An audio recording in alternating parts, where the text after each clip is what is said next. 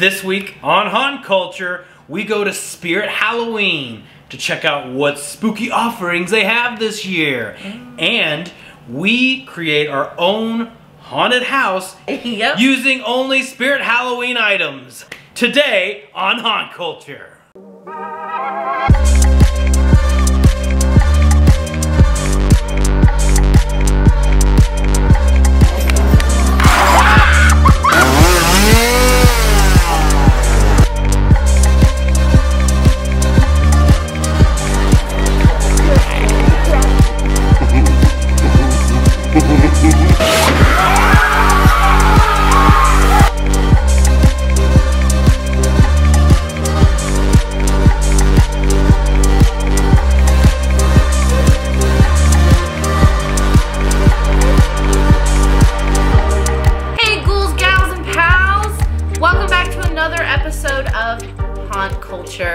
Like Leroy said in our super cool intro there, this week we went to Spirit Halloween.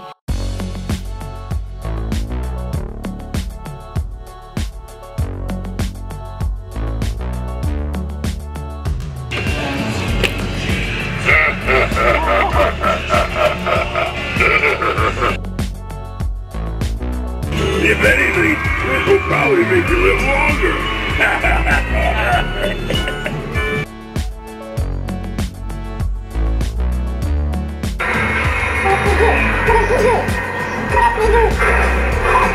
We figured we would do something a little different.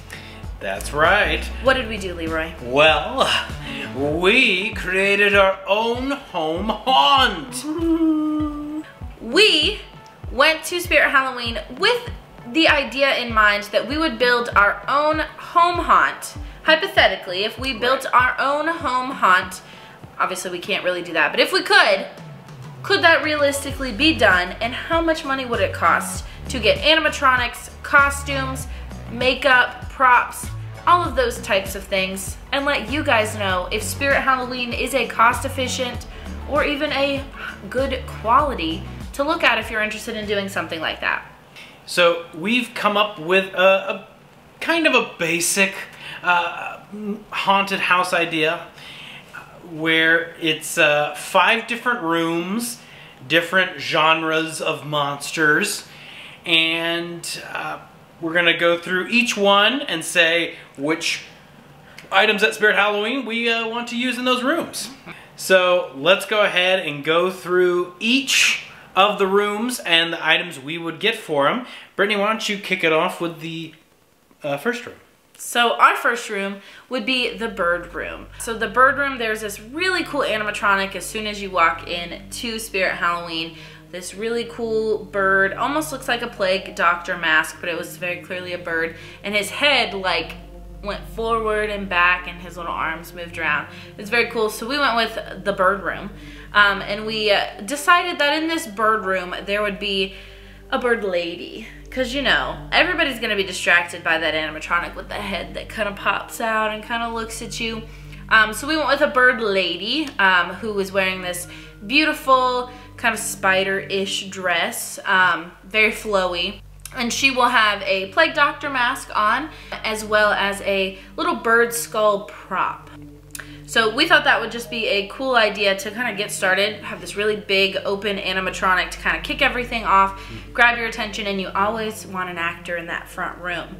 I think we decided to have a fog machine. Ah, yes, there would be a fog machine in there. But yeah, there would also be a fog machine in there to kind of make the bird creature look a little bit more creepy, and the actor could come out and kind of pop out and scare some people through there. Yes. So that would be our opening room. Gotta love that fog. Woo! So then the second room would be the carnival room. My favorite.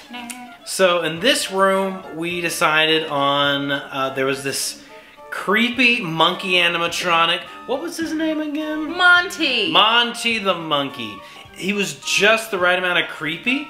I wanted his voice to be a little bit louder than it was. And he closes his little cymbals together. It's very slow. Very slow.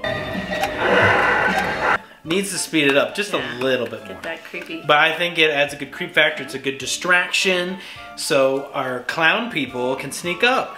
Speaking of which, we saw a female clown costume. That looked really cool. And then, of course, the ringmaster to tie it all together with a creepy clown mask. And then we'd get some colored light bulbs, of course, to give it that fun carnival atmosphere. Very cool. Yeah, I definitely think that monkey's gonna catch some attention. The Scarecrow room has our little buddy Bubba, who startled me in the store. Oh my god!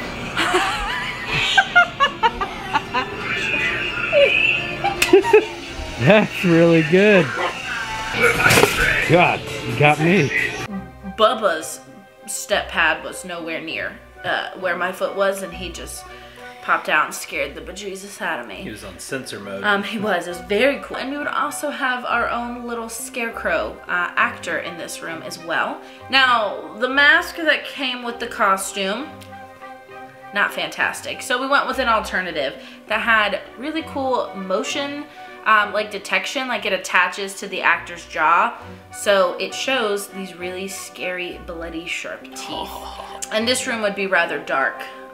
Wouldn't have a whole lot of lights in there, just maybe the ambiance lighting.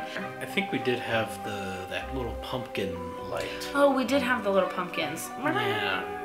That kind of, the pumpkin lights kind of give it like more of the homey feel, the home haunt vibe that we were kind of trying to go for in this idea, and just to add a little bit of ambiance to it so it's not too bright. You don't want to see Bubba coming. You don't want to see the creepy Scarecrow coming. I know that's your cousin Vincent. He's working real hard. But yeah, that would be our Scarecrow room. Pretty cool. Speaking of Vincent, there was, I believe his cousin was there. Yeah, his cousin was there. He was missing an eyeball. Yeah. He was missing an eyeball. So. He was very fun. He sends his regards, Vincent. He does, yeah. He said hi. So, moving on to the fourth room of the house, the Dark Horror Hallway. Dark Horror Hallway. So we're going to have this narrow, just pitch black hallway. We might have a strobe in there, strobe light. Lurking in the shadows is this very tall animatronic. Man, that thing just like pops up and just goes like 7 feet in the air. He's really tall. At one point, he smacked into the microphone while I was filming. Yeah. I knew he was coming. Very spooky. His name was Mr. Dark, I believe. That's cool. He kind of reminds me of a Dementor without a hood. Very, very Dementor-ish. But what could be at the very end of this dark hallway, Brittany? Tell us about the final room. In our final room, you will come across Satan himself. Lit by only a flood of red light, as if he is bathing in the blood of his victims. One of the better masks that I have seen at a Spirit Halloween. I was impressed. Very, very red. Great highlights. Mask with the horns, as well as some gloves. Okay, because you know you can't really have a devil with human hands. And Satan himself will obviously be played by an actor. It will be a human. There is no animatronic in this room. This is our only room with an actor doing everything for him. Yep, there'll be the centerpiece. He's going to have a nice flame scythe with him. And he's going to welcome you into hell. Because that's what we decided to go with. All you fear is here. Oops, that sounds like someone That sounds like somebody I know. Dave? Overlord? Oh. So, I believe that is our haunted house. Yeah. We did purposefully leave out makeup. I know a couple of you were like, what? Your actors aren't going to have any makeup on. Because we're balling on a budget here, folks. We decided to skip the makeup, and with us being a home haunt, our actors are perfectly capable of providing any sort of makeup or anything like that needed to happen. The prices of things. The costumes were ranging between, I mean, the minimum was $50. And I think that was the cheapest one that we saw. Was $50 to $60. Yep. Pretty steep for Halloween costumes. And I think the frustrating part with those, it's only parts of the costume they show on the front. Our ringleader, for example, $55 for a jacket. No pants, no top hat, no cane. And the animatronics, I think Bubba was the cheapest, the dog. I think it was about $130. He was on sale. And then most of them were $200 to $300. I think we were most surprised by the prices of the fog machines. That was outrageous! We were a little shell-shocked, to say the least. I mean, when I was a young lad, you know, fog machines were like $30 or something like that. Now they're $50 to $90. A huge cost-efficient thing, and I'm sure you can DIY your own fog machines at home. You know, fun fact, I actually, when I was making like horror movies with my friends when I was probably a teenager, we would get a humidifier to do the fog effects. You know, nowadays if you just have a bunch of friends that vape, that's really all you need. Don't vape, kids. We don't condone that here.